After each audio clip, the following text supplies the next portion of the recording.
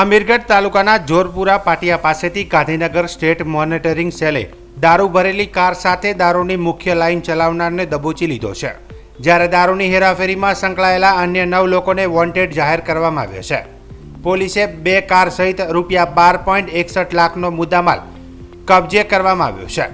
જેમાં પ્રાપ્ત માહિતી અનુસાર ગાંધીનગર સ્ટેટ મોનિટરિંગ સેલ ટીમે અમીરગઢમાં બાતમી હકીકતના આધારે દારૂ ભરેલી ગાડી ઝડપી પાડી છે.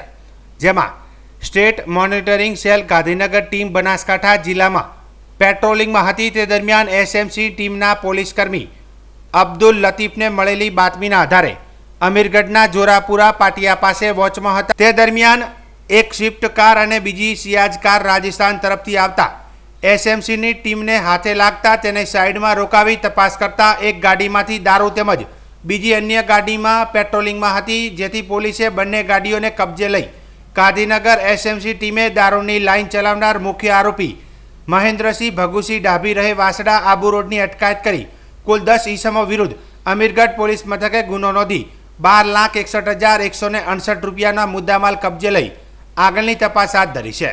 જ્યારે અન્ય 9 વોન્ટેડ આરોપી જાહેર કરાયા છે, જેના નામ દુર્જનસિંહ ડાભી, નિર્વણ, સંજયસિંહ, રાજુ રાઠોડ, કિરણ કાકા, કિરણનો મિત્ર, જિગ્નેશ ઠાકોર, રણવીરસિંહ, અશોક દરબાર નામના આરોપીઓના નામ વોન્ટેડ જાહેર કરાયા છે.